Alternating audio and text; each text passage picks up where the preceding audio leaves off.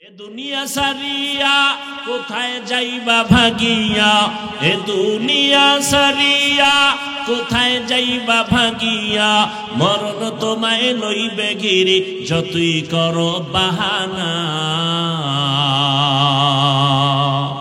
মরণ তোমায় লইবে ঘিরে যতই করো বাহানা। চিন্তা করে দেখো না কবরে কি যাইবা না, যেই কবরে আল্লাহ সারা বন্ধু কেহ থাকবে না। চিন্তা করে দেখো না কবরে কি যাইবা না। এ দুনিয়ায় সবই পর, কবর যে তোর আসল ঘর। এ দুনিয়ায় সবই পর, কবর যে তোর আসল ঘর। কেমনে সেথায় থাকবি পরে শুধুই মাটির বিছানা। কেমনে সেথায় থাকবা পরে শুধুই মাটির বিছানা। চিন্তা করে দেখো না কবরে কি যাইবা না, যেই কবরে আল্লাহ সারা বন্ধু কেহ থাকবে না। চিন্তা করে দেখো না কবরে কি যাইবা না, চিন্তা করে দেখো না কবরে কি যাইবা না। মরণ থেকে যতই পালাও মরণ তোমায় নিবে ঘিরি। যদিও সুদূর আকাশ পানে লুকাও সেথায় লাগিয়ে সিঁড়ি। নদী পথে নৌকা চালাও ও মাঝি ভাই, বেলা ডোবার আগে আমি ওপার উঠতে চাই। ডুবে গেলে বেলারে আর উঠে না, ভেঙ্গে গেলে মেলারে আর জমে না। আল্লাহ পাক রব্বুল আলামিন বলেন, আমি 5টা জিনিসের মাধ্যমে তোমাদের পরীক্ষা নিব। পাশ করার জন্য একটা পুঁজি লাগবে, কি? কোন? ধৈর্য ধারণ করা লাগবে। ধৈর্যের পরীক্ষায় যারা আগাবে তারা পাস। 5টা জিনিসের পরীক্ষার 1 নাম্বার পরীক্ষা আল্লাহ যে জিনিস দিয়ে নিবেন এর নাম ভয়, মিনাল খাউফ। ইমাম শাফিঈ রাহমাতুল্লাহ আলাইহি বলেন, এখানে ভয় দ্বারা উদ্দেশ্য হলো আল্লাহর পক্ষ থেকে ভয়। ও সিরাজগঞ্জের মুসলমান, দাড়ি রাখলে আল্লাহ খুশি, দাড়ি রাখলে তোমার আত্মীয় স্বজনরা শালি দুলাবাই বেজার। এখন কি শালি দুলাবাইয়ের লজ্জার ভয়ে দাড়ি কাটবা, নাকি আল্লাহর শাস্তির ভয়ে দাড়ি রাখবা? এখানে তোমার ইমানের পরীক্ষা। পর্দা করলে আমার আল্লাহ খুশি, পর্দা করলে তোমার আত্মীয় স্বজন বেজার। এখন আত্মীয় স্বজনের মন পাওয়ার জন্য তাদের গালাগালি শোনার ভয়ে কি তুমি পর্দা ছেড়ে দিবা, নাকি আল্লাহর আযাবের ভয়ে পর্দা করবা? এটাই তোমার ইমানের পরীক্ষা। আল্লাহর পক্ষ থেকে ভয়, এই ভয়ের নাম হলো তাকওয়া। আর এক প্রকার ভয় হলো বান্দার পক্ষ থেকে ভয়। যেমন ফিলিস্তিনের জমিনে ইসরায়েলি জালেমরা ভয় দেখায়, কয় এই জেরুজালেম বাইতুল মুকাদ্দাস তোমরা ছেড়ে চলে যাও, আমরা দখল করব। তোমাদেরকে ভয় দেখায় যদি না যাও তোমাদের মেরে ফেলবো, আগুনে পোড়ায় ফেলবো। মুসলমান ডাক দিয়া কয়, আমরা তোরে ভয় পারি না, আমরা ভয় করি আমার আল্লাহর আযাব। বাইতুল্লাহ আল্লাহর ঘর, বাইতুল মাকদিসের কলিজার মধ্যে জায়গা দিয়েছি, কল্লা দিতে পারবো, ইমান দিতে পারবো না। এই চিন্তায় তারা সীসা ঢালা প্রাচীর হয়ে দাঁড়ায় আছেন। ইসরায়েলি জালেমদের জুলুমের ভেতরে পড়ে গেছেন, শাহাদিয়া তারা জান্নাতে যাইতেছেন। এরপরেও তারা ওই জমিন থেকে কেউ ভেগে যায় না। ওই ইসরায়েলি জালেমদের কাছে মুসলমান মাথা নত করে না। আলহামদুলিল্লাহিল্লাযী জাআলাশ শামসা ওয়াল কমারা বিহুসবান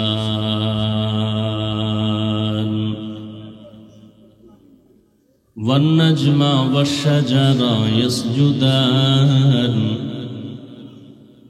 ওয়া ফাদ্দালা জামানান আলা জামান كما فضل مكانا على مكان وإنسانا على إنسان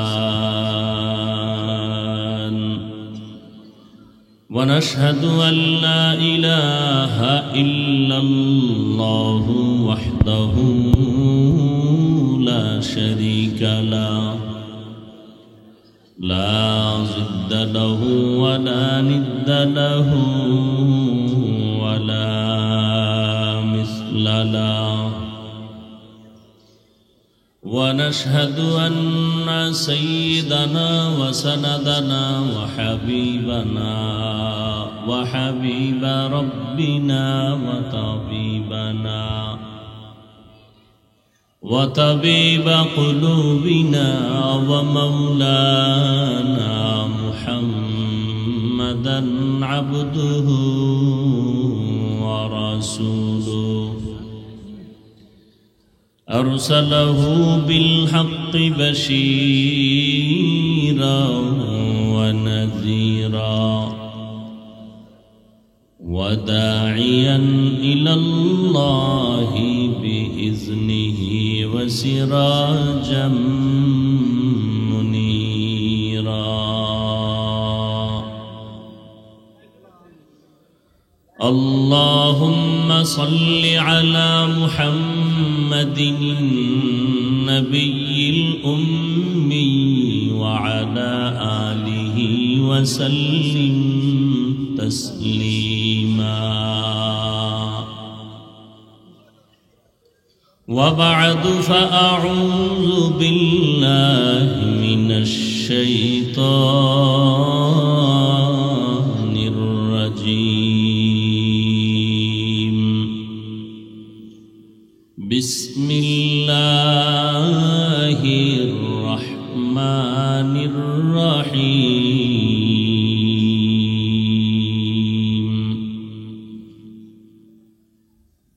ولنبلونكم بشيء من الخوف والجوع ونقص من الأموال والأنفس والثمرات وبشر الصابرين.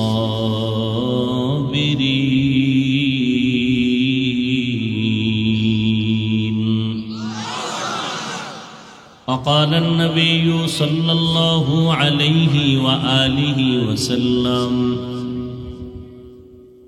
من يرد الله به خيرا يصيب منه أو كما قال النبي عليه الصلاة والسلام.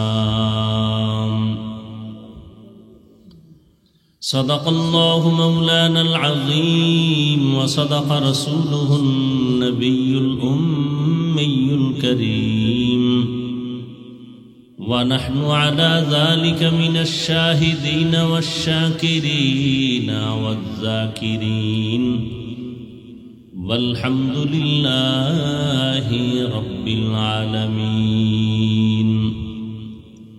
سبحانك لا علم لنا إلا ما علمتنا إنك أنت العليم الحكيم.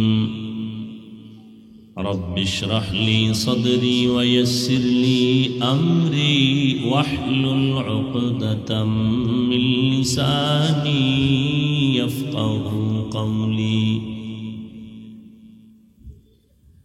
सूरज ने दिया अपनी शुआओं को ये पैगाम, सूरज ने दिया अपनी शुआओं को ये पैगाम। दुनिया है अजब चीज़ को भी सुबह को भी शाम, दुनिया है अजब चीज़ को भी सुबह को भी शाम। दुनिया में हो दुनिया का तलबगार नहीं हो, दुनिया में हो दुनिया का तलबगार नहीं हो। बाजार से गुजर हो खरीदार नहीं हो, बाजार से गुजर हो खरीदार नहीं हो।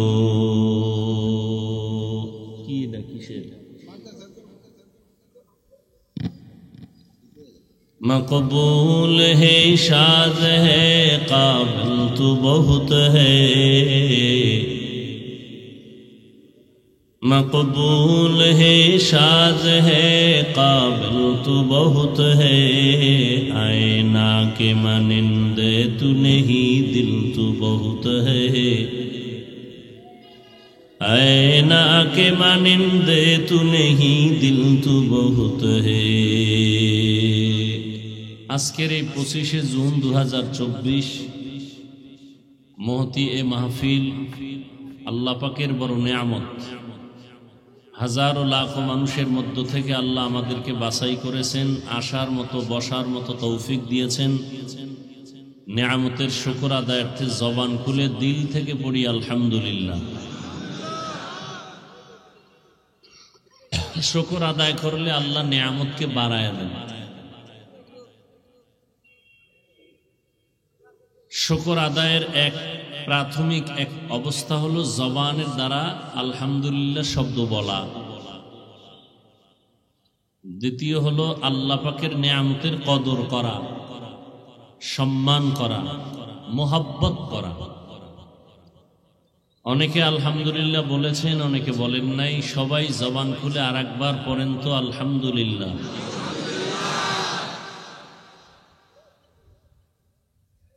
আল্লাহ যে নিয়ামত বাড়ায় দিবেন তার মানে কি? আল্লাহ পাক আপনাকে এই নেক আমলে যে অংশগ্রহণ করেছেন এবং খুশি হয়েছেন, আল্লাহ পাক সামনের জীবনে নেক আমল আপনার জন্য করাটা আসান করে দিবেন। দরুদ ও সালাম সৈয়দুল মুরসালিন রাহমাতুল লিল আলামিন শফিউল মুজনিবিন খাতামুন নবিয়্যিন সৈয়দুস সাকালাইন ইমামুল মুরসালিন শফিয়ে আযম রসূল আকরম রহমতে আলম নবিয়ুল আরব আল আজম হাবিবে কিবরিয়া আশরফুল আম্বিয়া সৈয়দুল আম্বিয়া शफीअ महशर साक़ी कौसर आका नामदार मदीना का ताजदार आफताब नबूवत फ़ख्र मौजूदात सैयदुल मखलूक़ात हज़रत मुहम्मदुर रसूलुल्लाह। आबारो बोलें ना, একবার বলেছেন তিনটা পুরস্কার আল্লাহ দিয়েছেন। প্রথম পুরস্কার, আপনার আমল নামার জীবন থেকে 10টা গুনাহ মাফ হয়ে যাবে, 10টা নেক অগ্রিম আল্লাহ জমা করে দিবেন। আল্লাহর দরবারে আপনার মর্যাদা 10 গুণ বেড়ে যাবে।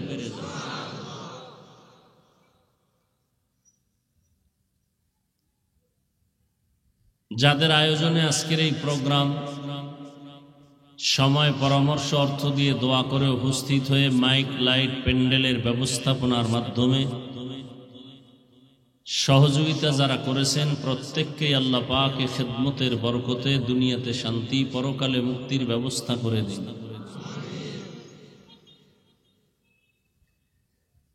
তোমার সাউন্ডটা আরো ক্লিয়ার করো, ভেতরে আটকানো কেন? ওয়াজ মাহফিল একটা হেদায়েতের অপারেশন থিয়েটার। পৃথিবীর হসপিটালে মানুষের অপারেশন হয়, হসপিটালে অপারেশন হয় দেহের, দ্বীনের প্রোগ্রাম মজলিসে অপারেশন হয় রুহের। রুহ যেমন দেখা যায় না, অপারেশনের অস্ত্র দেখা যায় না। দেহ যেমন দেখা যায়, অপারেশনের অস্ত্র দেখা যায়।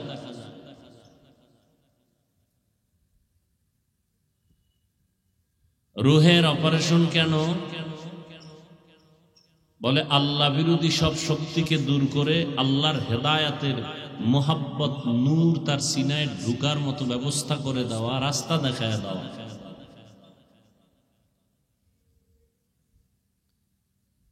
এজন্য আলোচক বা উলামায়ে কেরামের দায়িত্ব উম্মাহকে হেদায়েতের পথ দেখাবেন। হেদায়েত দিতে পারবেন না, দেওয়ার ক্ষমতা আল্লাহ ছাড়া কারো হাতে নেই। আপনাদের জানা মতে হেদায়েতের মালিক কে? নবীজির হাতেও যদি থাকতোই তো আবু জাহালকে নবী কালেমাওয়ালা বানাতে পারলেন না কেন? নবীর কলিজার টুকরা চাচা আবু তালিব আবুল আহাবকে কালেমাওয়ালা বানাতে পারলেন না কেন? হেদায়েতের চাবি কার হাতে? আল্লাহ যদি কপালটা আটকায়া দেন তো আমি কেন আর বাইতুল্লাহর ইমাম কেন নবীজির বয়ানও কালেমা নসিব?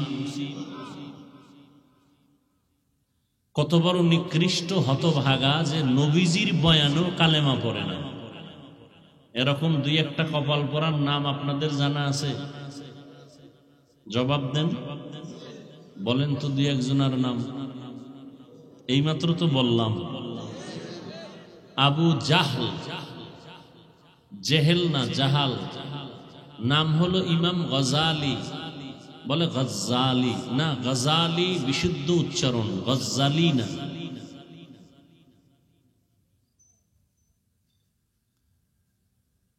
আর আল্লাহ যদি কবুল করে ফেলেন, কপাল খুলে যায়, তাহলে নবীজিকে জবাই করতে এসেও কালেমা পড়ে ফেল। নবীজিকে জবাই করতে এসেও কি পড়লো? বলেন, সত্য কথাটা স্বীকার করেন না ভাই? কে এমন ব্যক্তিটাকে কপালওয়ালা? বলেন বলেন। ওমর ফারুক রাদিয়াল্লাহু তাআলা আনহু, আনহা না আনহু, আনহু, মহিলা সাহাবিয়া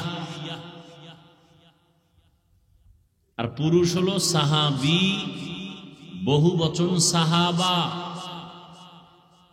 রাদিয়াল্লাহু আনহু, নারী হলে হবে রাদিয়াল্লাহু আনহা। একাধিক পুরুষ হলে সাহাবায়ে কেরামদের হবে রাদিয়াল্লাহু আনহুম। মহিলারা একাধিক হলে হবে আনহুন্না।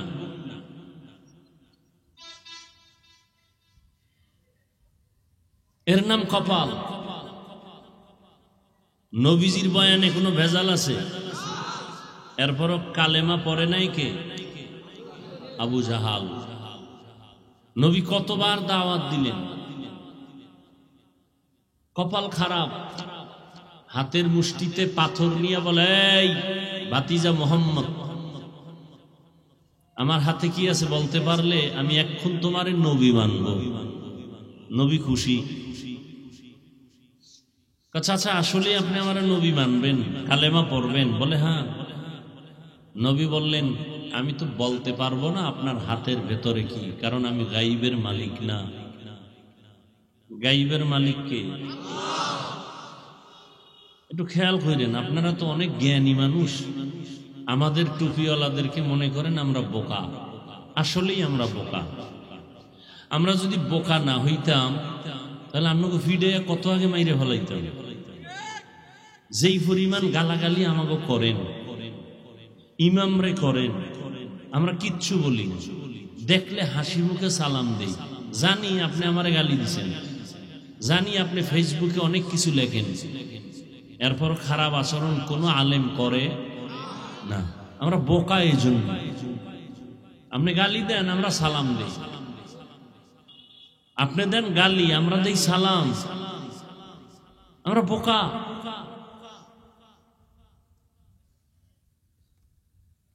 তবে আজকে বোকাদের কিছু কথা শুনেন, যদি আপনার মহাজ্ঞানী কথাগুলো ধরে, মানেন আর না মানেন, একটু স্বীকার করেন যে হ্যাঁ এটা সত্য, এটা মিথ্যা।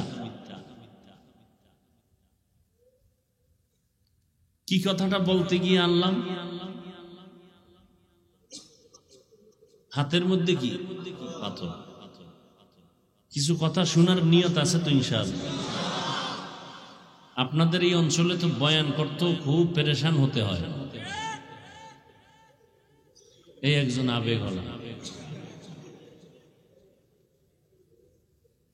এই সমস্ত চিল্লাচিল্লি করা মজলিসের সাথে বেয়াদবি ছাড়া কিছুই না। চিল্লাচিল্লির ময়দান আলাদা। ফিলিস্তিনে যান, চিৎকার দেন। মায়ানমারে যান, বেঈমানের বিরুদ্ধে, সেখানে চিৎকার দিয়ে। এই মজলিসটা কত দামি আপনি জানেন? এখানে বসার সাথে সাথে আপনার জীবনের সমস্ত গুনাহ মাফ হয়ে গেছে। আল্লাহ নিয়ে আসছেন, আপনার বাবায় পাঠায় নাই, আপনি জোর করে আসতে পারেন নাই। কে নিয়ে আসছেন? মাস্তানি ভাব থাকলে ছেড়ে দেন, এটা মাস্তানি করার জায়গা না।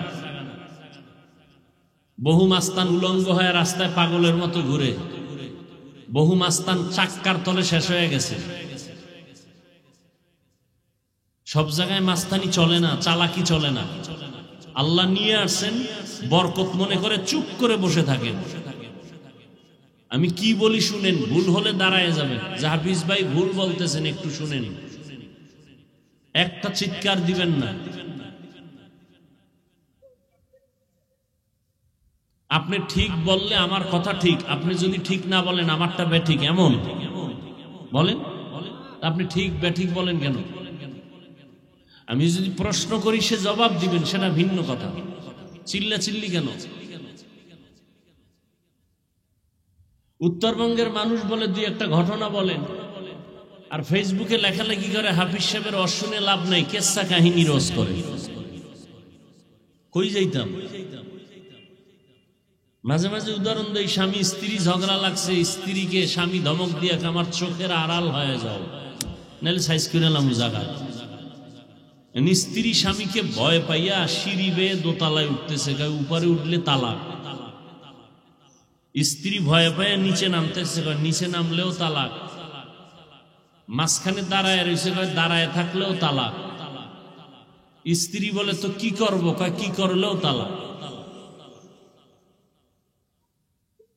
আপনারা তো এত জাহেল, অন্তরে আপনাদের এত আদাওয়াত যে ভালোটা বললেও দোষ, খারাপ বললেও দোষ। যদি কঠিন কথা বলি তখন বলে কি উনি দেশের পরিস্থিতি বুঝে না, এত হার্ড কথা বলতে কে বলছে ওনাকে। যদি হালকা ভাবে বয়ান করি বলবে ওনার ঈমান দুর্বল। খুব খেয়াল করবেন। উত্তরবঙ্গের মানুষ দুই একটা ঘটনা না কইলে বসতে চায় না।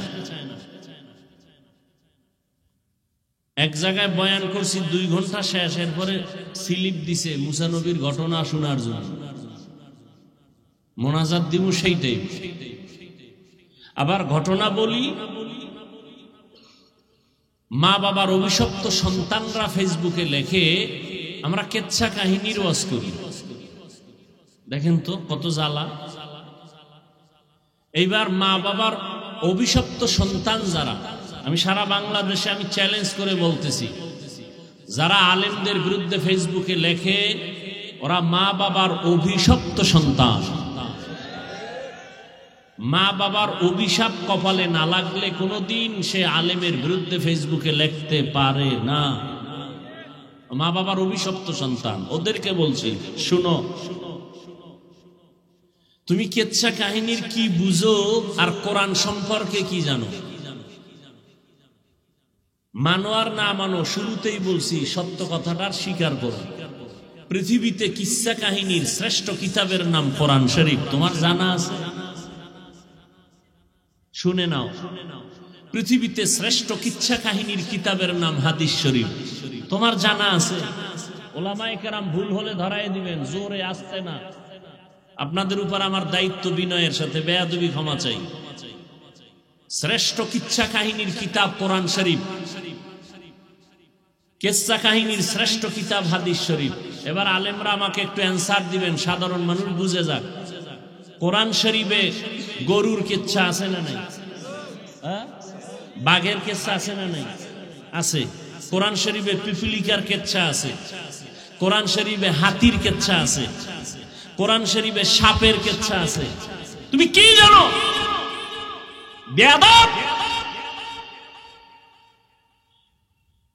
তুমি কি বুঝো কোরআন শরীফ সম্পর্কে?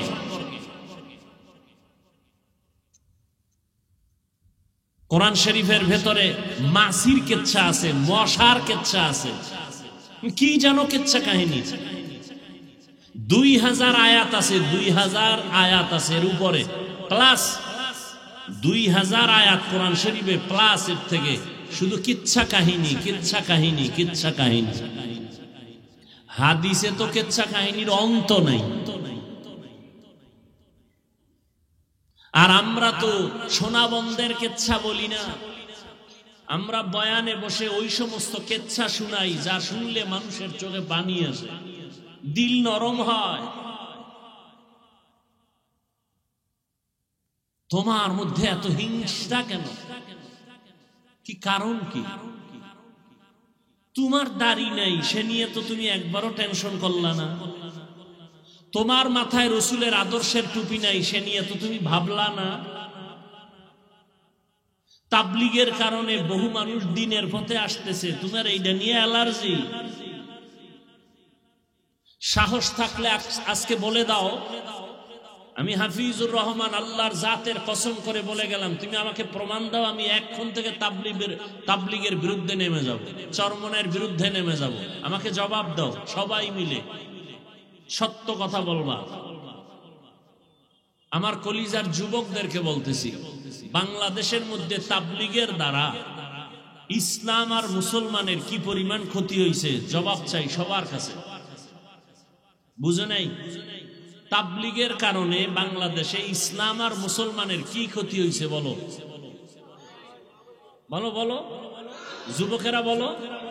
হয় নাই? সত্য। নাম্বার 2, এদেশে হক পীর আছে, ওলিয়া উলিয়া আছে, এদের দ্বারা ইসলামের এবং মুসলমানের কি ক্ষতি হয়েছে আছে জানা কারো? হয় নাই? হয় নাই?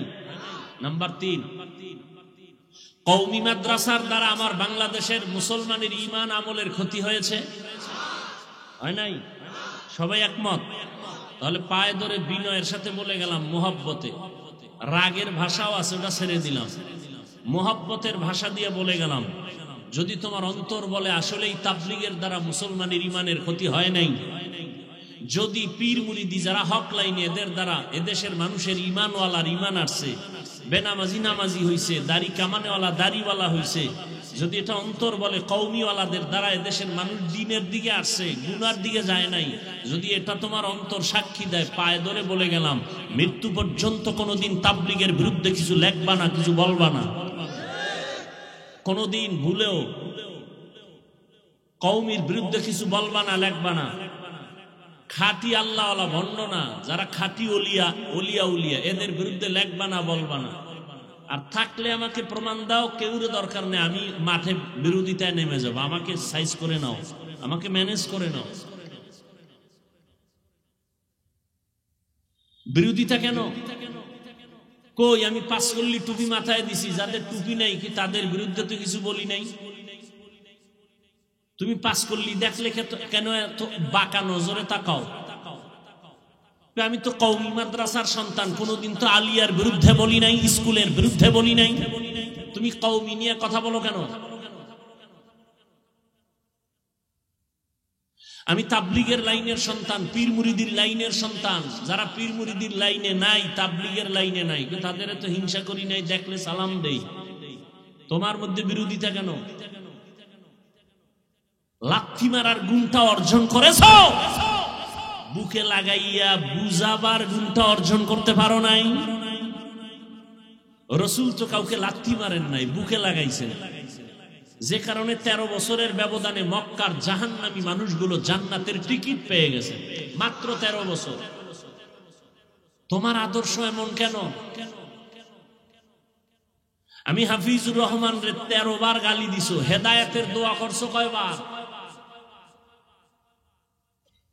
কই নবীর আদর্শ তোমার আদর্শ?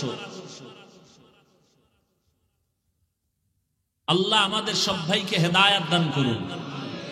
আমি 20 রাকাত তারাবি পড়েছি, কোনোদিন তো 8 রাকাতওয়ালারে হিংসা করে গালি দেই নাই। তুমি 20 রাকাতওয়ালারে নিয়ে কথা বলো কেন? আমি আলহামদুলিল্লাহ পরে আস্তে আমিন বলি, যারা জোরে বলে তাদের তো হিংসা করি নাই, সালাম বন্ধ করি নাই। আপনারা কেন আমাদের আস্তে আমিনদারে জোরে বানাবার ফিকির করেন?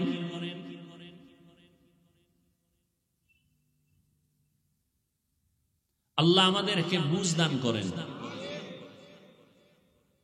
আমি নাভির নিচে হাত বেঁধে নামাজ পড়ি, যারা বুকে হাত বাঁধে তাদের তো গালি দেই নাই।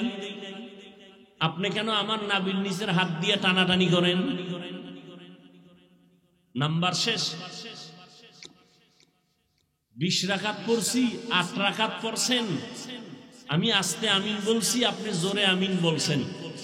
দলিল আমারটাও হাদিসে রেডি, আপনারটাও রেডি, মেনে নিলাম। নিরপেক্ষ কথা, এটা একটা আমল। কার জন্য করছি? সবাই একমত? আপনি 8 রাকাত পড়ছেন, এটা আমলটা কার জন্য করছেন? তো আল্লাহর জন্য যদি আমল করেই থাকেন, ভাবটা কেন বান্দার সাথে? আমল করছেন আল্লাহর জন্য, বান্দার সাথে ভাব দেখান কেন? ভাব তো আল্লাহর কাছে দেখাইবেন। আল্লাহ আমার পাওয়ার কত জানোনি তুমি? আমি 8 রাকাতে সব চাই, আমার 20 পর্যন্ত যাওয়া লাগে না, আমার ইমানের এত পাওয়া। মদিনার নবী কয় তোর 8 রাকাত লাগবে না, তুই যদি নামাজের মতো নামাজ 2 রাকাত পড়ো, ইমানটারে তাজা করে ইখলাস নিয়ে, তোর 2 রাকাত জান্নাত ওয়াজিব হয়ে যাবে, যদি পাওয়ার ঠিক থাকে। আর যদি 8 রাকাত কেন 20 রাকাত কইরা ভাব দেখাও, তোর সওয়াবটাও জায়গায় শেষ। আগুন যেমন লাকড়ি ধ্বংস করে ফেলে, মানুষের অহংকার আর ভাবে আমল নষ্ট করে ফেলে। তুমি 8 রাকাত পড়ো আর 20 রাকাত পড়ো, কোনো লাভ নাই যদি ভাব থাকে, ভেতরে অহংকার থাকে। আমল করছি আল্লাহর জন্য, বান্দার সাথে ভাব কেন? সালাম দেয়ও না, দিলেও নেয় না। বিষয় কি? কয় পাস করলি। একটা টুপিকে কেন্দ্র কইরা দূরে ফালায় দিস, তাহলে টুপি সারিয়া চলাই ভালো নাকি? আরে ভাই, একটা টুপি তো একজনে দিছে, নামাজ তো একজনে পড়তেছে, আল্লাহকে মানতেছে।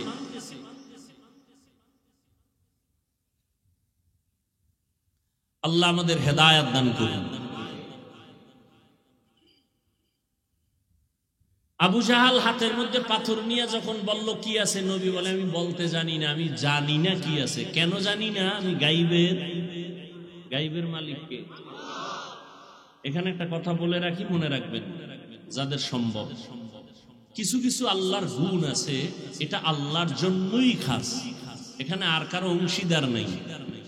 আর কিছু কিছু গুণ আছে, এটা বান্দার মধ্যেও আছে। যেমন আলিম আল্লাহর একটা গুণ, বান্দার মধ্যেও এই আলিম গুণটা আছে। কিন্তু আল্লাহর একটা গুণ আছে রাজ্জাক, এই গুণটা কোনো বান্দার মধ্যে নাই। রিজিক দাতাকে, এখানে আর বান্দা কোনো অংশীদার নাই, এটা এককভাবে আল্লাহ মালিক। যদি কেউ বলে এই গুণের সাথে অন্য কেউ আছে, এই মনে করার নাম শিরিক। যারা মনে করে তাদের নাম মুশরিক। মুশরিকদের জন্য জান্নাত হারাম। ওয়ামান ইউশরিক বিল্লাহ ফাকাদ হারামাল্লাহু আলাইহিল জান্নাহ। আল্লাহ বলেন যারা শিরিকের গুনাহ করবে তাদের জন্য জান্নাত হারাম। আল্লাহ হলেন গায়বের মালিক, আল্লাহর একক একটা গুণ, এই গুণের সাথে আর কারো অংশীদারিত্ব নাই। কেউ যদি বলে আমার পীর সাহেবও গায়েব জানে, আমার অমুকে গায়েব জানে, এটা শিরিক। গায়বের মালিক আমার আল্লাহ। আল্লাহ কয়জন? সবাই একমত? আল্লাহ কয়জন? সবাই তো বলে না। আল্লাহ কয়জন? আচ্ছা, আল্লাহ যে এক, কোন দিক থেকে এক বলেন? হ্যাঁ, কেমন এক? আল্লাহ যে এক, কেমন এক? যার সাথে দ্বিতীয় কারো তুলনা আছে? এখন যদি বলেন আল্লাহও গায়েব জানে, আমার নেতাও গায়েব জানে, তাহলে আল্লাহ যে এক সব দিক থেকে, এই কথার মধ্যে এক আছে, আরেকজন ঢুকাইলেন না। আল্লাহ এক, এখানে আরেকজনকে ঢুকাইয়া দেওয়ার নামই হলো শিরিক। ইন্নাল্লাহা লা ইয়াগফিরু আন ইউশরাকা বিহি ওয়া ইয়াগফিরু মা দুনা যালিকা লিমান ইয়াশা ওয়া মান ইউশরিক বিল্লাহ ফাকাদ দাল্লা দালালাম বাঈদা। এই যুবকেরা ঘুমে ধরছে, যদি কেউ কয় যে এখন ঘুমামু রাত বেশি হয়ে গেছে, পৃথিবীতে শ্রেষ্ঠ মিথ্যাবাদী, ওর মতো তাজা মিথ্যাবাদী কেউ নেই। বাঙালি এখন ঘুমায়, রাতে ঘুমায়, রাতের দিন বানাইছে, মোবাইল নিয়ে সারা রাত কবিরা গুনাহ করে। হাসবি না, আমি হাসির কথা বলি নাই, এতক্ষণ যতটা কথা বলছি কান্নার কথা বলছি। লজ্জা নাই দেখে হাসি আসে। সারা রাত মোবাইল দেখে দেখে কবিরা গুনাহ করো, তোর লজ্জা আছে? এই বেটা, তোর বয়স কত যুবক? 25, সর্বোচ্চ 30, 40 বছর পর্যন্ত তোর হায়াতে চেহারা নষ্ট হবে না, পৃথিবীর কোনো মেডিসিন লাগানো লাগবে না। তোর 27 বছরে চেহারা নষ্ট কেন আমাকে বল? তোর চেহারার মধ্যে উজ্জ্বলতা নাই কেন বল? তোমার চেহারার দিকে তাকাইলে মায়া লাগে না কেন বলো? অথচ 40 বছর পর্যন্ত তোমার চেহারার উজ্জ্বলতা নষ্ট হবে না। আল্লাহ এমন ভাবে এটাকে বানায় দিয়েছেন, কোনো মেডিসিন লাগবে না। 27 বছরে চেহারা নষ্ট কেন? একমাত্র সারা রাত মোবাইলে কবিরা গুনাহ করেছো, কেউ জানে না। কে জানে? আরো কর, তোর শখ লাগছে করতে থাক।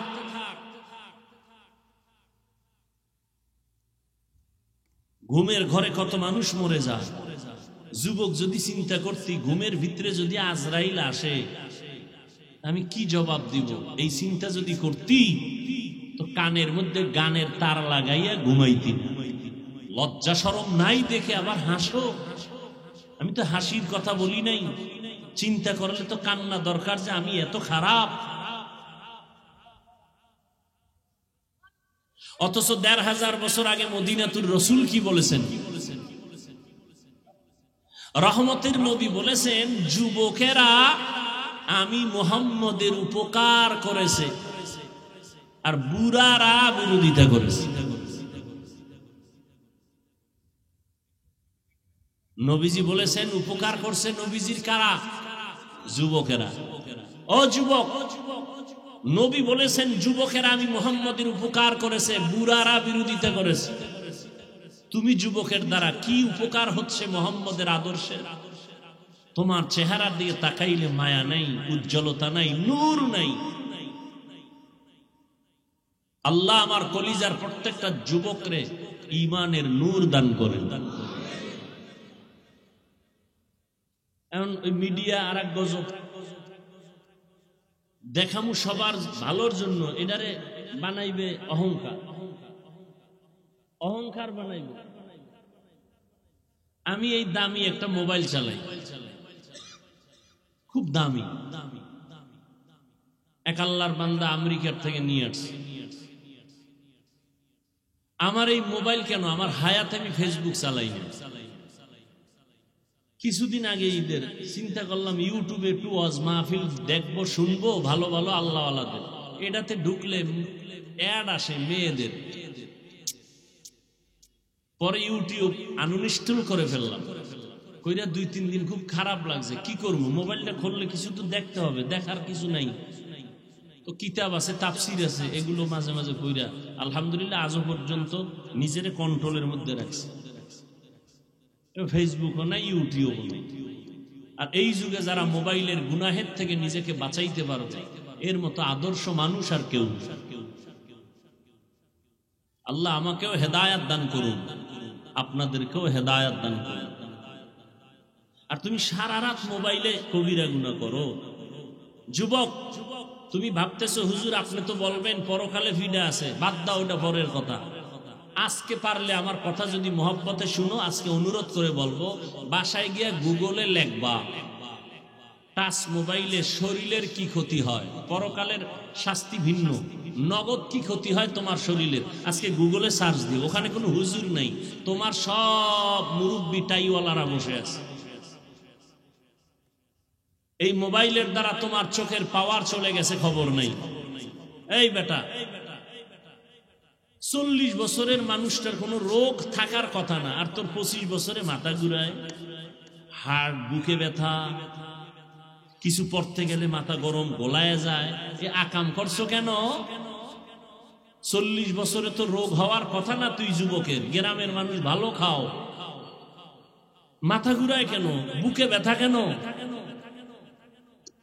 এই মোবাইলের কারণে চোখের পাওয়ার থাকবে না, কানের পার্টস নষ্ট, হাতের শক্তি নষ্ট, হার্ট দুর্বল, কিডনি দুর্বল, ব্রেন দুর্বল। অকালে মরণ হবে তোর, অকালে বিছনায় পড়ে থাকবি, কানবি, আপন কাউকে পাবি না। আল্লাহর দেওয়া বিনামূল্যে ফ্রি শরীরের মহা একটা ঔষধ আল্লাহ দিয়েছেন, রাতের ঘুম। আর সেই রাতের ঘুম বন্ধ করে দিলি কবিরা গুনাহ করে করে মোবাইল দিয়ে। জীবনে হবি সুস্থ, এমন রোগ হবে পৃথিবীর কোন ডাক্তারে ঔষধ দিতে পারবে না। একটা মানুষ রাতের ঘুম না দিলে পরের দিনের ব্যবসা বন্ধ, চলাফেরা বন্ধ। রাতের ঘুম কত দামি এক ঔষধ। আমরা তো দিনের খেদমতের অজুহাতে ঘুমাইতে পারি না, তারপর চেষ্টা করি, না পারলে ফজর করে ঘুমাই। আমাগো মতো মানুষ তো বহু আগে মরার কথা, যেই মেহনত করি, কুত্তাও এরকম দৌড়ায় না সারা দেশে। আমরা যেরকম আপনাদের পেছনে দৌড়াই, না খানা না ঘুম, টাইম মতো খাওয়ানো নাই, ঘুমও নাই। এরপরও আল্লাহ পাক যে কথা বলাইতেছেন, একটা কথা আউলা জৌলা বের হয় না। ডায়েরিতে লিখে আনি নাই যে আজকে এত শত কথা বলবো, এই কথার পরে এই কথা বলবো। কথা বলতেছি অনবরত, আল্লাহর কুদরত রহমত ছাড়া সম্ভব না। আর তুমি সারা রাত কবিরা গুনাহ করে রাতের ঘুম মারতেছো, তোমার উপায় কি? জীবন শেষ, যৌবন শেষ। মা বাবার সাথে মোবাইল নিয়ে কত বেয়াদবি করেছো, মা বাবার টাকা চুরি করছো কত এমবি করার জন্য। শিক্ষকের সাথে কি পরিমাণ বেয়াদবি করেছো এই মোবাইলের কারণে। আল্লাহ ক্ষমা দিবেন না, দিবেন না, দিবেন না। শিক্ষক যদি ক্ষমা না দেয়, আল্লাহ ক্ষমা দিবেন না। মা বাপ যদি ক্ষমা না দেয়, কারণ এটা বান্দার হক। বলার দায়িত্ব আমার, মানবেন কিনা সে দায়িত্ব আপনার। তো ঘটনা একটু বাকি রাখছি, আবু জাহিলটা বলে ফেলি 1 মিনিট। নবী কয় আমি বলতে পারি না, তবে হাতের মধ্যে যা আছো তোর একটা আওয়াজ দে তো। নবী বলতেছেন, এর মধ্যে পাথরগুলো কালেমা পড়া শুরু করলো।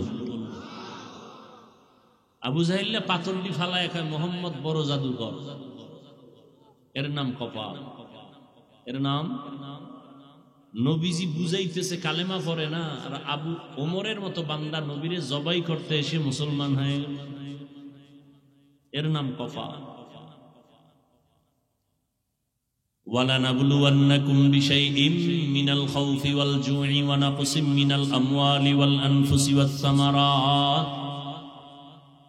আল্লাহ বলেন আমি মুমিনকে অবশ্যই পরীক্ষা করবই করব, কোনো বেঈমানকে নয়। মুমিনকে পরীক্ষা করবেন আমার আল্লাহ ভয়ের মাধ্যমে, ক্ষুধার মাধ্যমে, মালের ঘাটতি, জানের কোরবানি, ফলের ঘাটতির মাধ্যমে।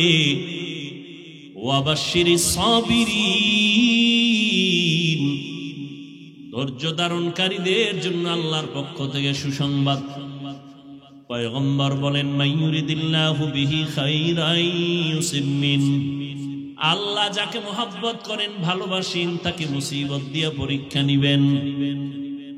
হাদিস আর আয়াতের দ্বারা প্রমাণ হলো আল্লাহ মুসিবত দিবেন, বেঈমানকে দিবেন না, মুমিনকে দিবেন পরীক্ষা করার জন্য। ঈমান যাচাই করবে তোর ঈমানটা কেমন। তাহলে মুসিবত আসা আল্লাহর পক্ষ থেকে একটা নেয়ামত। এই জন্য আমাদের মুরব্বী আকাবিরিন যারা, তারা মুসিবত আসলে আল্লাহ দোয়া শিখাইছেন ইন্না লিল্লাহ পড়বা। কিন্তু আমাদের আল্লাহওয়ালারা মাঝে মাঝে আলহামদুলিল্লাহ পড়তেন, মুসিবত আসলে ইন্না লিল্লাহ না পড়ে আলহামদুলিল্লাহ পড়তেন কেন? বলে আল্লাহর পক্ষ থেকে এটা একটা নেয়ামত, আমাকে মুসিবত দিয়ে পরীক্ষা নিবেন। আল্লাহ কুদরতের নজর দিছেন আমার উপরে, আর কারোর উপরে দেন নাই। এজন্য আমি শুকর আদায় করি। আল্লাহর মুসিবত যেখানে আসবে সেখানে রহমতের দরজাও খুলে যাবে। আল্লাহর এক বান্দি দিনদার, ভালো বাবার ভালো কন্যা সন্তান, বিবাহের ঘরে গেল, স্বামীর ঘরে থাকিয়া কিছুদিন পরে বলে স্বামী আমার, আমারে কেমন ভালোবাসো। নুজহাতুল মাজালিসে ঘটনা উল্লেখ আছে।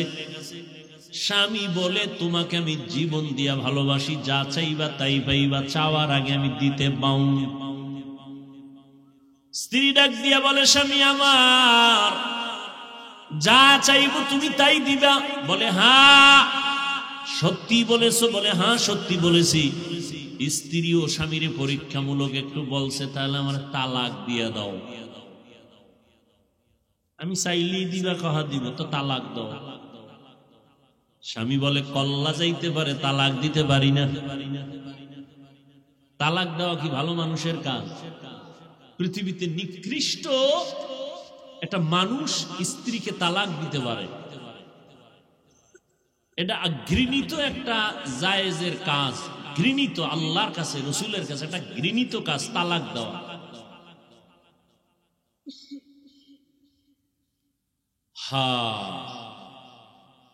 স্বামী তো আর তালাক দিবে না, স্ত্রী তো বলছে দাও, আর স্বামীর ওয়াদা দেওয়া, যা চাবা তাই দিন। দুইজনের ভিতরে একটু তর্ক লেগে গেল, সমাধানের জন্য ওই জমানার নবীর কাছে রওনা। স্বামী আর স্ত্রী পথে মধ্যে গিয়া হঠাৎ স্ত্রী রাস্তার পাশে পড়ে গিয়া পাওটা ভেঙ্গে গেল, কান্না করে বলে ও আল্লাহ আমারে বাঁচাও। স্ত্রী স্বামীর হাতটা ধরে বলে নবীর দরবারে যাওয়া লাগবে না, চলো আমরা বাড়িতে চলে যাই। বাড়িতে যাইয়া স্ত্রী ডাক দিয়া কয় স্বামী আমি যে তালাক চাইছিলাম কথাটা ফিরাইয়া নিলাম, মাফ করে দাও। স্বামী বলে তালাক চাইলা কেন, চাওয়ার পরে ফিরাইয়া নিলা কেন? স্ত্রী ডাক দিয়া কয় স্বামী আমার, রহমতের নবীর হাদিস শুনাইছো তুমি। কি হাদিস? আল্লাহ যারে মোহাব্বত করেন তাকে মুসিবত দিয়া পরীক্ষা নেন। তোমার ঘরে আসছি, যতদিন আমি সংসার করছি কোনো মুসিবত আসে নাই। বুঝলাম যেখানে মুসিবত নাই সেখানে আল্লাহর রহমত নাই, আমিও সেখানে থাকতে চাই না বলে তালাক চাইছি। রাস্তার মাঝে যখন দেখলাম হঠাৎ তুমি রাস্তায় পড়ে গেছো, পাও ভেঙে গেছে, কান্না তোমার শুরু, আফসোস শুরু হয়ে গেছে, আল্লাহকে ডাকতেছে। মুসিবত যখন আসছে রহমত চলে আসছে। আল্লাহর রহমত যেখানে আছে আমি বান্দিও সেখানে আছি। আর আমরা হালকা মুসিবতে পড়লে চৌকিদার থেকে গালি শুরু, সরকারের পরে আল্লাহর পর্যন্ত গালি দেয়। দেখেন না, একটু কামাই রুজিতে ঝামেলা, দৌড়ে গেছে ডক্টর ইউনূসের আব্বা কইয়া হারাম টাকার লোন উঠে একটা চায়ের দোকান দিবে, লোন উঠায়, লোন এনজিওদের কাছে যায়। এরপরে কি হয়? মাইয়াও শান্তি নাই, বউও শান্তি নাই, সন্তানেরা শান্তিতে নাই। মরার পরে কিস্তি আদায় করতে পারে নাই, সবাই যায় সামনে দাঁড়ায়, লাশ কবরে রাখার আগে কিস্তি দাও। কেউ শান্তিতে নাই।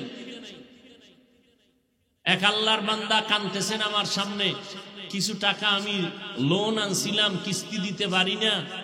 একটা গাড়ি কিনছিলাম, ভ্যান রিক্সা, এটা ভাঙ্গে চুরা অ্যাক্সিডেন্ট হয়ে গেছে বা চুরি হয়ে গেছে, কিস্তি দিতে পারি না।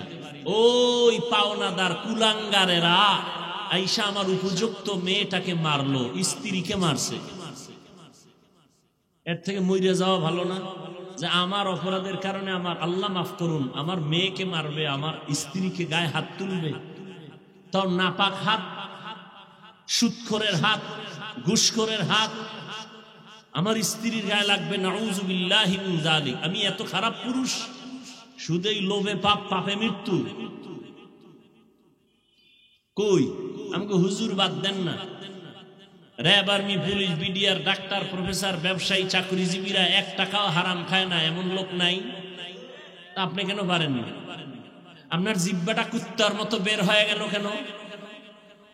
বেশি খাইতে চান, মাওলায় না খাওয়াইলে খাইবেন কেমন?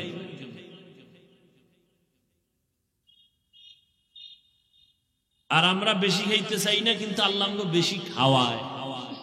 চাই না এরপরও বেশি। কেমনে বেশি? তোমার 3 প্লেটে পেট ভরে না, আরো 1 প্লেট চাও। আর আমাকে 1 প্লেট আসে ঘরে, এই 1 প্লেটের ভাগ কইরা 4 জনে খাইয়াও থাইকা যায়। এর নাম বরকতি খানা।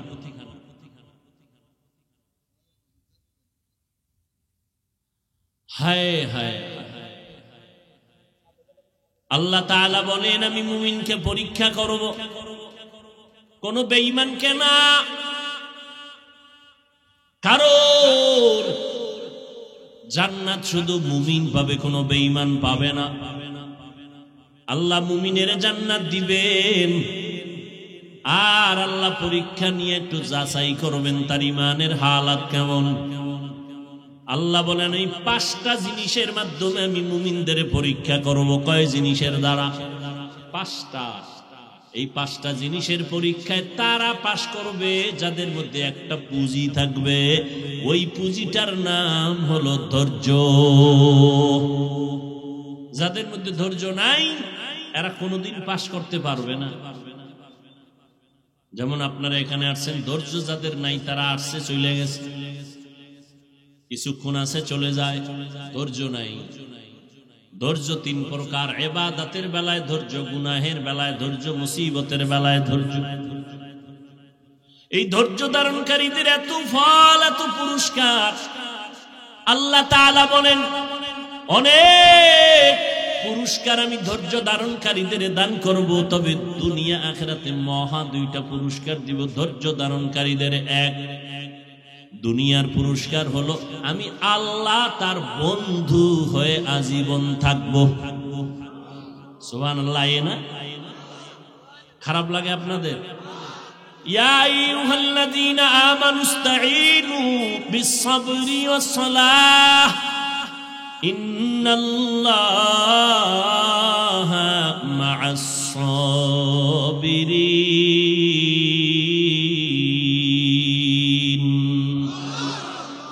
1 নাম্বার পুরস্কার, আল্লাহ ধৈর্য ধারণকারীদের বন্ধু হয়ে থাকবেন দুনিয়ায়। পরকালে আর একটা পুরস্কার, আল্লাহ বলেন ও ধৈর্য ধারণকারীর দল, কিয়ামতের ময়দানে আমি আল্লাহ তোমাদের বিনা হিসাবে জান্নাত দিয়ে দিব। আতিনা ফি দারে দুনিয়া না হাসান, আতিনা ফি দারে উকবানা হাসান, ইয়া গিয়াসাল মুস্তাগীসিন ইহদিনা লিফতিখারা বিল উলুমে ওয়াল গিনা। হর গোড়ি দে নেকো তু তৈয়ার হ্যায়, জু না মাঙ্গে উসসে তু বেজার হে। দুনিয়ার পুরস্কার আল্লাহ তার বন্ধু হয়ে থাকবেন।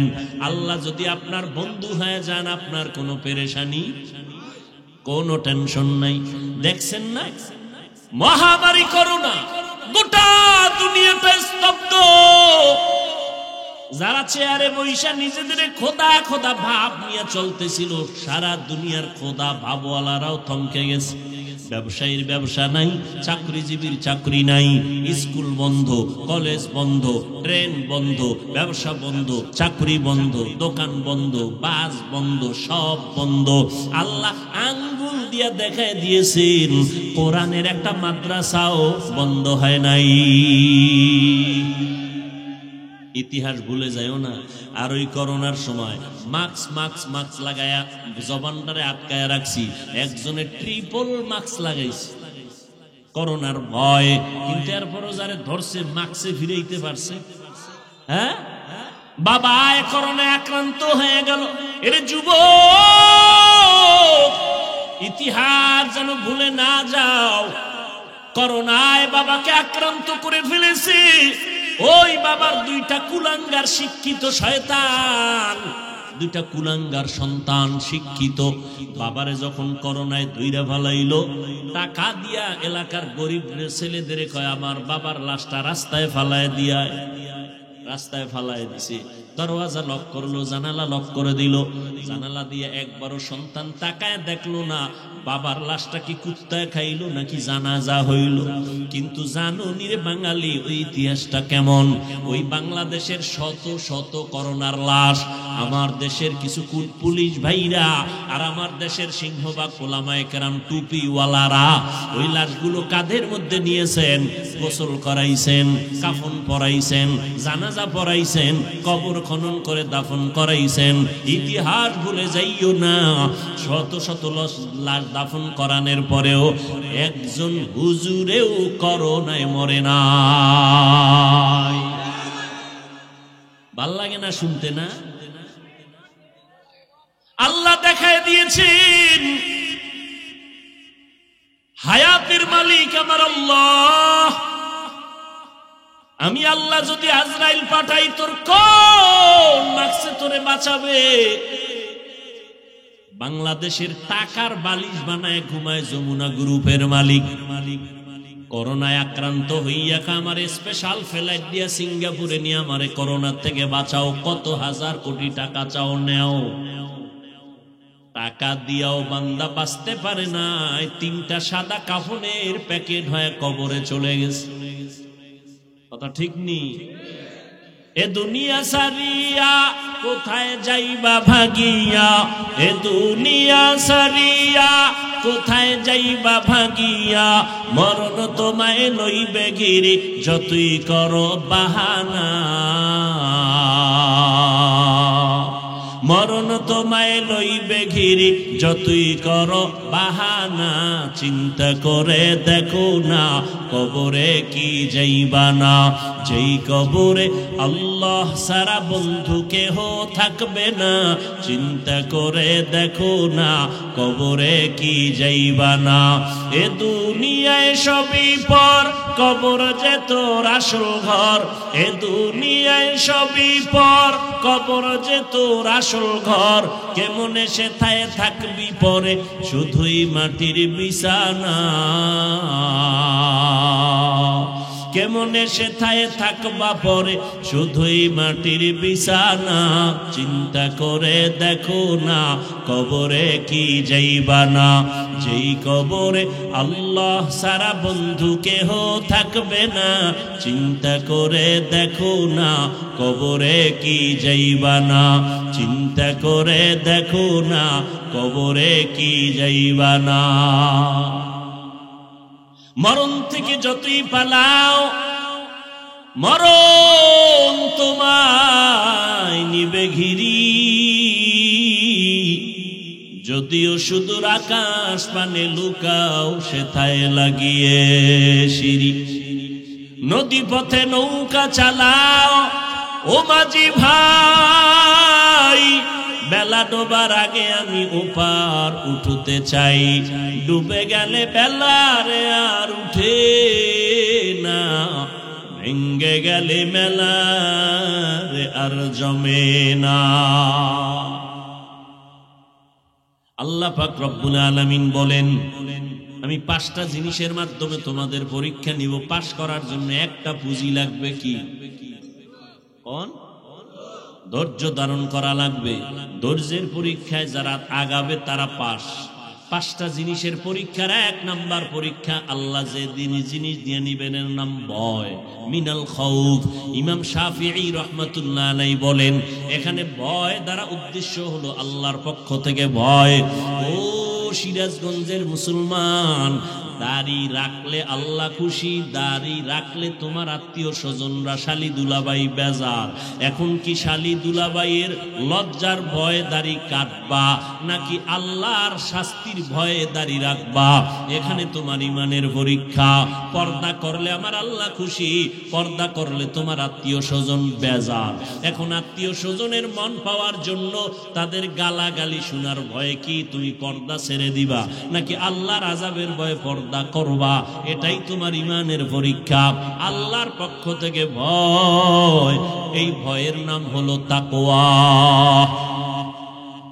আর এক প্রকার ভয় হলো বান্দার পক্ষ থেকে ভয়। যেমন ফিলিস্তিনের জমিনে ইসরায়েলি জালেমরা ভয় দেখায়, কয় এই জেরুজালেম বাইতুল মুকাদ্দাস তোমরা ছেড়ে চলে যাও, আমরা দখল করব। তোমাদেরকে ভয় দেখায়, যদি না যাও তোমাদের মেরে ফেলবো, আগুনে পোড়ায় ফেলবো। মুসলমান ডাক দিয়া কয়, আমরা তোরে ভয় পারি না, আমরা ভয় করি আমার আল্লাহর আযাব। বাইতুল্লাহ আল্লাহর ঘর, বাইতুল মাকদিসের কলিজার মধ্যে জায়গা দিয়েছি, কল্লা দিতে পারবো, ইমান দিতে পারবো না। এই চিন্তায় তারা সীসা ঢালা প্রাচীর হয়ে দাঁড়ায় আছেন। ইসরায়েলি জালেমদের জুলুমের ভেতরে পড়ে গেছেন। শাহাদিয়া তারা জান্নাতে যাইতেছেন, এরপরেও তারা ওই জমিন থেকে কেউ ভেগে যায় না। ওই ইসরায়েলি জালেমদের কাছে মুসলমান মাথা নত করে না। বাবাই ঘুরে গেলে মিষ্টি খাওয়ায় ফিলিস্তিনে। সাংবাদিকরা কয়, ভাই আপনি এই বিপদের মধ্যে মিষ্টি খাওয়ান কেন? আমি খুশি। কেন খুশি?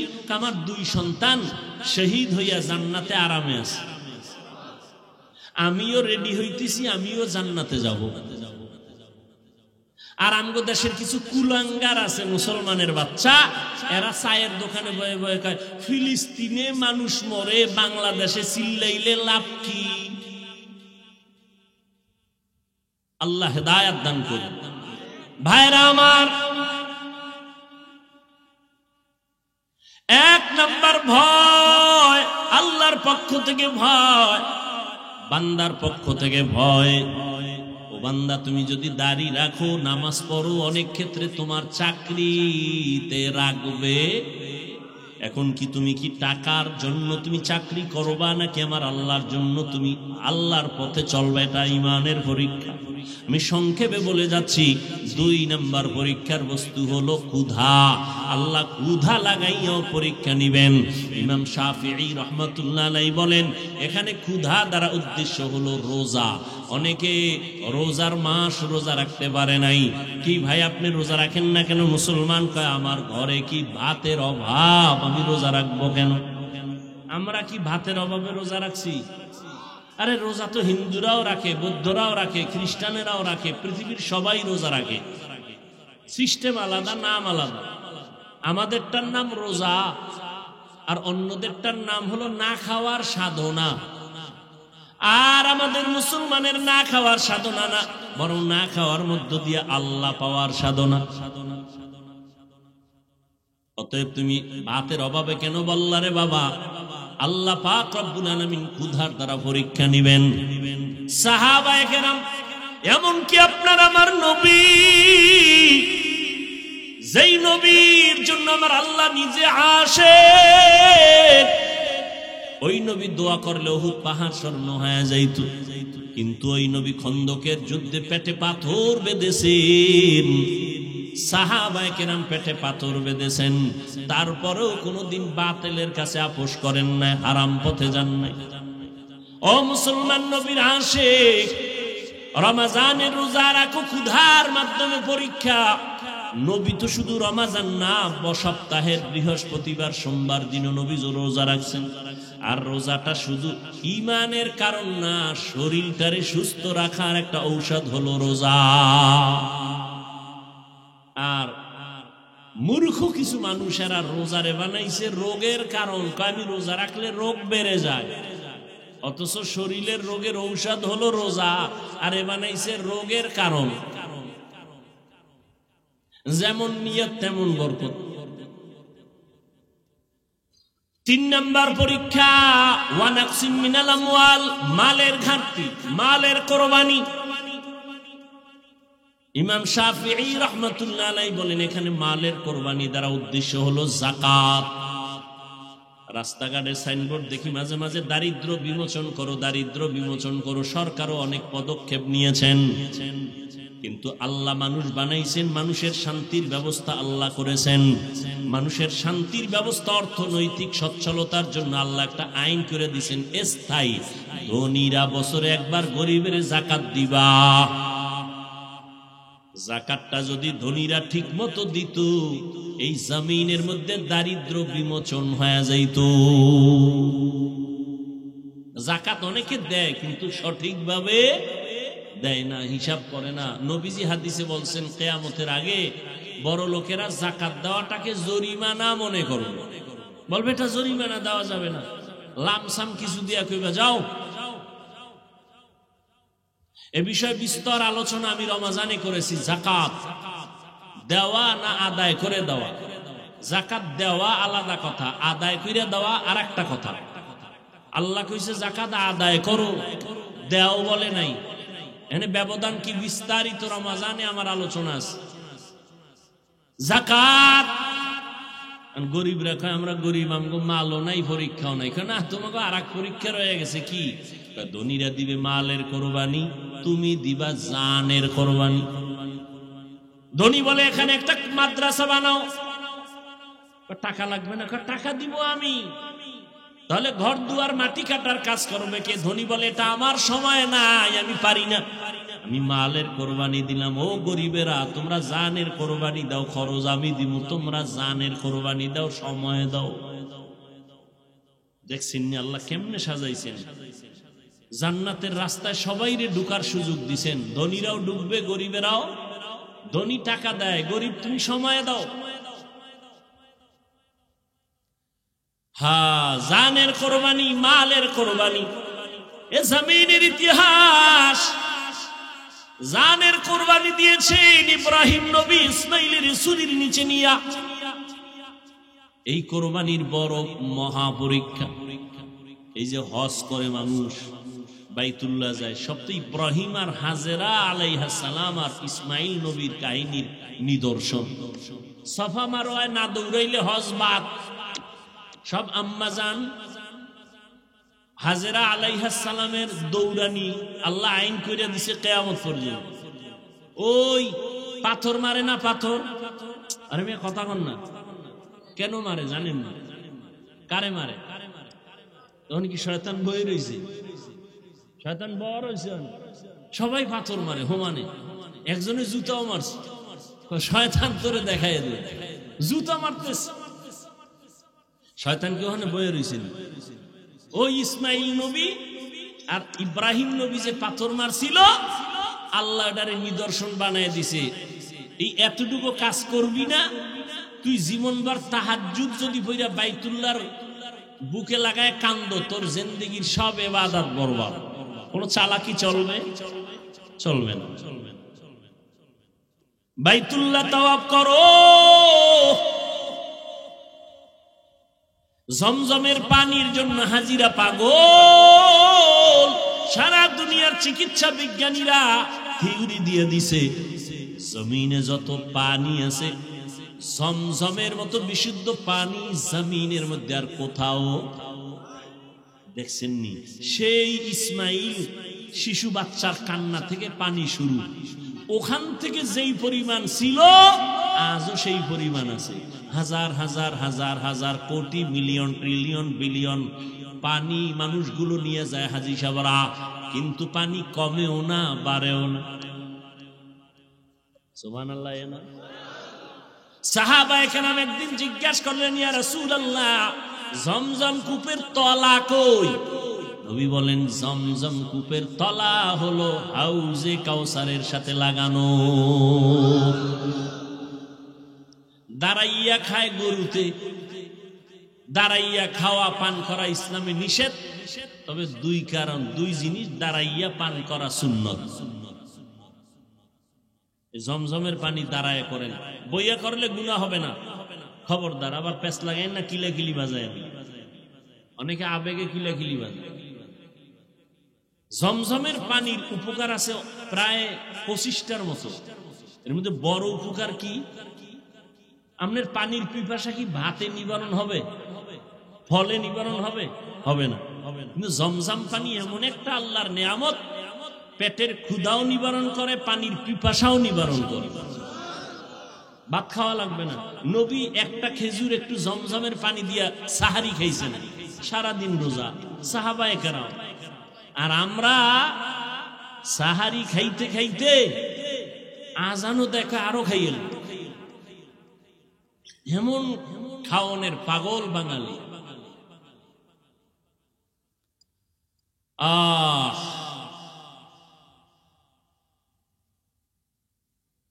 তো যে কথা বলতেছিলাম, জানের কোরবানি। ইসমাইল সুরির নিচে যাওয়ার জন্য বাবারে বলতেছে, বাবা তাড়াতাড়ি আমার জবাই দাও। সাতাজিদুনি ইনশাআল্লাহু মিনাস সাবিরিন, ইনশাআল্লাহ আমাকে ধৈর্য ধারণকারীদের মধ্যে আমাকে পাবেন রে বাবা। আমাকে তাড়াতাড়ি জবাই করেন, আল্লাহর ওয়াদার তাড়াতাড়ি পালন করেন। এর নাম হলো আল্লাহর কাছে নিজেকে বিলীন করে দেওয়া। ওরে নবীর উম্মতেরা, আল্লাহ পাক রব্বুল আলামিন পঞ্চম পরীক্ষা নিবেন ফলের ঘাটতি বানিয়ে। এখানে ইমাম শাফিঈ বলেন সন্তান দিয়ে আল্লাহ নিয়ে যাবেন। সন্তান হলো মা বাবার ফল। মহিলাদেরকে আল্লাহ কোরআনে বলছেন এরা ফসল উৎপাদনের ক্ষেত, আর ওই ক্ষেতের ফসল হলো সন্তান। ইন্নামা আমওয়ালুকুম ওয়া আওলাদুকুম ফিতনাহ। আল্লাহ বলেন সন্তান আর সম্পদ হলো মানুষের পরীক্ষার বস্তু। ইয়া আইয়ুহাল্লাযীনা আমানু লা তুলহিকুম আমওয়ালুকুম ওয়ালা আওলাদুকুম আন যিকরিল্লাহ। সন্তান আর সম্পদের ক্ষেত্রে সাবধান, তোমাদেরকে যেন আল্লাহর জিকির থেকে দূরে সরাইতে না পারে। আজকে আমরা যারা আল্লাহর মুহাব্বত থেকে দূরে, হয়তো সম্পদের কারণে, না হয় সন্তানের কারণে। এই বাবারা, সন্তান পাইয়া একটু কিউট চেহারা, কি প্রশংসা, চুমো খায়, এত সুন্দর বাচ্চা, তুমি একবারও কি আলহামদুলিল্লাহ বলছো? এত সুন্দর চেহারা কে দিছেন? সে আল্লাহরে কয়বার তুমি শুকর আদায় করে বলছো, আল্লাহ তুমি কত না সুন্দর? একবারও তুমি দিলা না।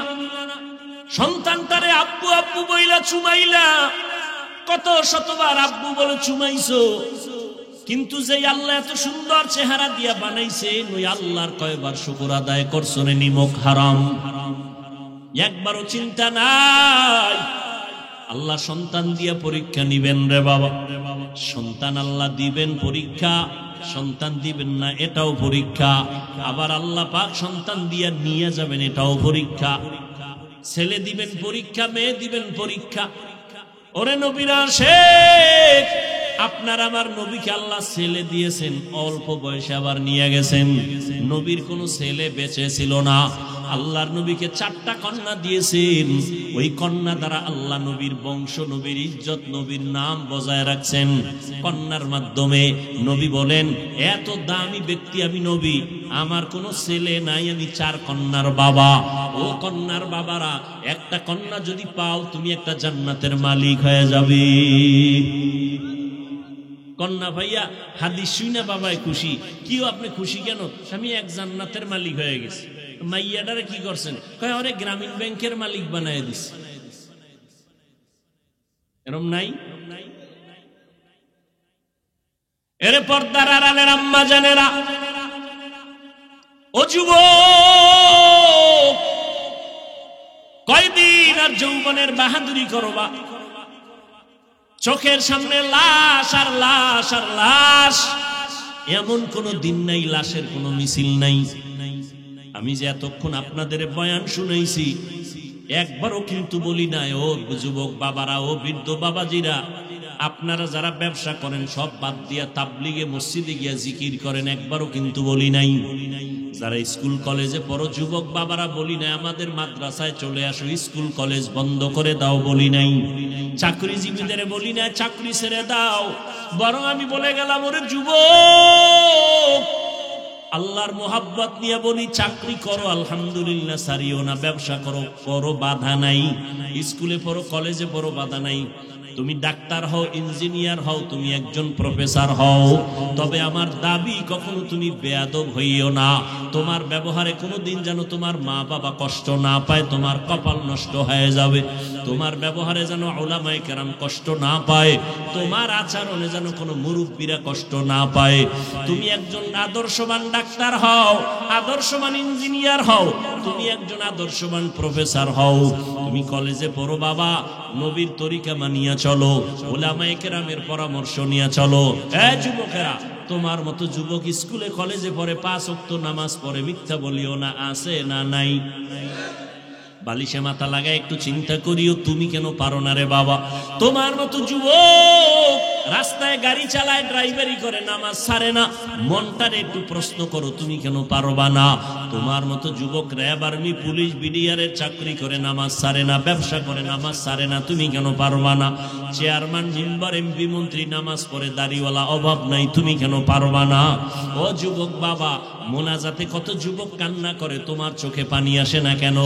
গুনার কারণে আমার আল্লাহ বেজার, মা বাবার অভিশাপ তোমার কপালে বুঝি লেগে গেল। এখনো সময় আছে, আমার আল্লাহ দয়ার নজরে ডাকতেছেন, তওবা কর। জীবনের গুনাহ এক তওবার দ্বারা আমি সব মাফ করে দিব।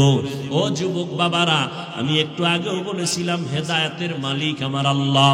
কপাল যদি পুড়িয়া যায়, নবীজির বয়ানও আবু জাহাল কালেমা পড়ে না। আর যদি আল্লাহ কপালটা খুলিয়া দেন, নবীরে জবাই করতে আসিয়াও কালেমা পড়ে নেয়। জানি না এই জমিনে কিছু মানুষ এমন আছে আবু জাহালের মতো পাথরওয়ালা অন্তর নিয়া হাজারো পায়ে ধরে বয়ান করলে কালেমা পড়বে না, তওবা করবে না, বাইরে গিয়া বিরোধিতা করে গুনাহগার হবে। আর একদল আল্লাহর বান্দা ওমরের মেজাজওয়ালা গুনার কথা স্মরণ করিয়া উলামায়ে কেরামের মজলিসে বৈশা হঠাৎ তার দিলের মধ্যে দাগ কাটছে। মনে মনে ভাবে, আল্লাহ জীবনে কত অন্যায় করেছি, কেউ জানে না, আব্বা আম্মা কেউ জানে না, আমার আপন জনেরা কেউ জানে না। ও আল্লাহ, আমি কত নামাজ ছাড়লাম, কত বেপরদায় চললাম, দাড়ি কাটলাম। ও আল্লাহ, তুমি জানো, জানিয়াও তো রাগ করে পানি বন্ধ করো নাই, বাতাস বন্ধ করো নাই। ও আল্লাহ, আজকে তওবার নিয়ত করে ফেললাম। কোন দিন মরণ হবে জানা নাই, গাড়ির নিচে পানির নিচে লাশ আর লাশ, ঘুমের বিছানায় যুবকের লাশ। আর গুনার কাছেও যাব না, মা বাবারে কষ্ট দিব না, আজকে থেকে তওবা করে নিব। এইরকম যুবক কিছু আছে তওবা করে ফেলবে, মনে মনে আল্লাহকে বলবে, আল্লাহ আর নামাজ ছাড়বো না, বেপরদায় চলবো না, মা বাবাকে কষ্ট দিব না, উলামায়ে কেরামের পরামর্শ নিয়ে নবীর তরিকা মানিয়া চলবো, আর দাড়ি কাটবো না, বেপরদায় চলবো না। ও যুবক বাবারা, ও বৃদ্ধ বাবাজিরা, আপনাদের মতো কত বুড়া মানুষ মসজিদে গিয়া 5 বেলার নামাজ পড়ে, আপনি কেন পারবেন না? ও পর্দার আড়ালের আম্মা জান বোনেরা, আপনাদের মতো কত মা বোন আছে পর্দা করে, মোবাইলে সময় নষ্ট করে না, স্বামীর মাল হেফাজত করে, আল্লাহর মোহাব্বত নিয়ে নামাজ পড়ে, আপনারা কেন পারবেন না? আল্লাহ সন্তান দিছেন, নেককার সন্তান বানায়া যান, ডাক্তার বানাবেন, কোরআন পড়াইয়া যান, সন্তানটা কোরআন পড়বে, ডাক্তারি পড়বে, মা বাবার জন্য দোয়া করবে। ও পর্দার আড়ালের আম্মা জানেরা, তওবার নিয়ত করে তওবা করেন। পিছনে যত গুনাহ করছেন, সামনে আর কোনো অপরাধ করবেন না। আল্লাহর কাছে মনে মনে বলেন, ও আল্লাহ, সন্তানটারে আদর্শ মানুষ বানাবো, নামাজ ছাড়বো না, বেপরদায় চলবো না, স্বামীর মালের খেয়ানত করবো না। ও যুবক বাবারা, তওবা করে নাও, মনে মনে অন্তর তৈরি করে ফেলো, মরিয়া গেল আর নামাজ ছাড়বা না, দাড়ি কাটবা না, বেপরদায় চলবা না, মা বাবার দোয়া নিয়ে, উলামায়ে কেরামের পরামর্শ নিয়ে চলবা। তওবার অন্তর যদি তওবার জন্য তৈরি হয়ে থাকে, মুনাফিকি দুর্বলতা যদি অন্তরে না থাকে, যাদের তওবার খাঁটি নিয়ত আছে, তাদেরকে বলবো, দুটো হাত আমার আল্লাহকে দেখাইয়া দাও। আয় আল্লাহ, হাতগুলো কবুল করে নেন, তওবা কবুল করে নেন, তওবার উপরে মজবুত হইয়া চলার তৌফিক দান করেন, আমিন।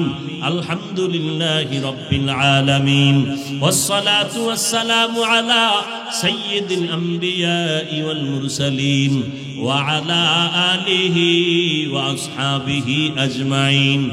ইয়া আরহামার রাহিমিন, ইয়া আরহামার রাহিমিন, ইয়া আরহামার রাহিমিন, রব্বিরহামহুমা কামা রব্বায়ানি সগীরা।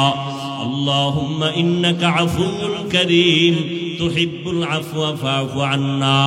اللهم إنا نسألك رضاك والجنة ونعوذ بك من سخطك والنار. اللهم إنا نعوذ بك من البرص والجنون والجذام وسيء الأسقام. اللهم اجعلني في عيني صغيرا وفي أعين الناس كبيرا. ربنا ظلمنا أنفسنا وإن لم تغفر لنا وترحمنا لنكونن من الخاسرين. ওদায়ার মালিক কুদরতের নজর দিয়ে দেখেন, উলামায়ে কেরাম, মুরব্বী, হাজী সাহেব, ব্যবসায়ী, চাকরিজীবী, পর্দার আড়ালের মা বোনেরা, আমার যুবক ছাত্র ভাইরা হাত তুলেছেন। আমরা গুনাহগার, মেহেরবানি করে আমাদের মাফ করে দেন, মাহফিল কবুল করে নেন, আয়োজনকারী সহযোগিতাকারীদের কবুল করে নেন, মাদ্রাসা কবুল করে নেন। আয় আল্লাহ, সারা দুনিয়াবাসীকে মাফ করে দেন। আল্লাহ, প্রবাসে যারা আছে হেফাজত করেন। আয় আল্লাহ, ফিলিস্তিনের মুসলমানদের উপরে রহমতের চাদর বিছায়া দেন। ইসরায়েলের জালেমদের জুলুম থেকে হেফাজত করেন, ইসরায়েলের জালেমদের ধ্বংস করে দেন আল্লাহ, সমস্ত জালেমদের জুলুম থেকে হেফাজত করেন আল্লাহ।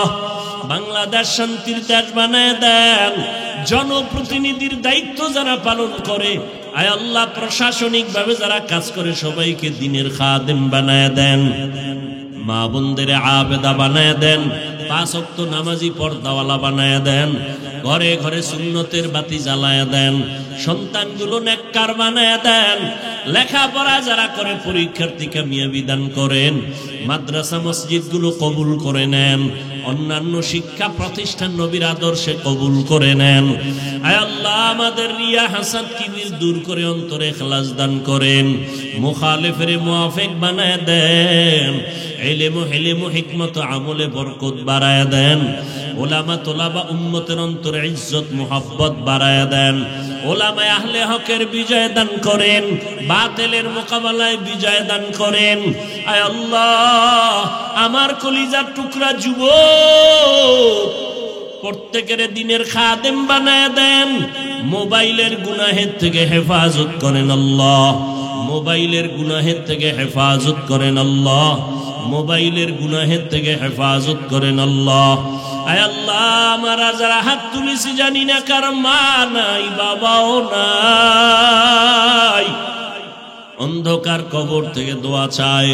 আয় আল্লাহ, সবার কবর জান্নাতের ফয়সালা করে দেন, যারা বেঁচে আছেন দীর্ঘ নেক হায়াত দান করেন, অসুস্থ যারা সুস্থতার নিয়ামত বাড়ায় দেন। আয় আল্লাহ, সারা দুনিয়ায় খেদমতের জন্য কবুল করে নেন, ইজ্জতের হেফাজতের ব্যবস্থা করে দেন। আয় আল্লাহ, আম্বিয়ায়ে কেরাম, সাহাবায়ে কেরাম, শুহাদায়ে কেরাম, আউলিয়ায়ে কেরাম, আসাদেজায়ে কেরামদের মাকাম জান্নাতে বাড়ায় দেন, আওয়াজে কথায় রুহানিয়াত বাড়ায় দেন, বরকতি হালাল রিজিক দান করেন, অভাবীদের অভাব দূর করে দেন, মাখলুকতের শারারাত থেকে হেফাজত করেন। আয় আল্লাহ, পরমুখাফিক্কি থেকে হেফাজত করেন। আয় আল্লাহ, ইজ্জতের হেফাজত করেন, জান মাল আহাল পরিবার হেফাজত করেন, চলার পথে হেফাজতের ব্যবস্থা করে দেন। আয় আল্লাহ, নবীজির মুহাব্বতের সুন্নাতওয়ালা জিন্দেগি আমাদের দান করেন, নবীজির রওজা বাইতুল্লাহ জিয়ারতের জন্য কবুল করে নেন। আয় আল্লাহ, আমাদের পরস্পরে মুহাব্বত বাড়ায় দেন, জাহিরি বাতিনি দুশমনদের চক্রান্ত থেকে ইজ্জতের সাথে হেফাজতের ব্যবস্থা করে দেন। আয় আল্লাহ, নবীজির মুহাব্বতে আমাদের দোয়া কবুল করে নেন।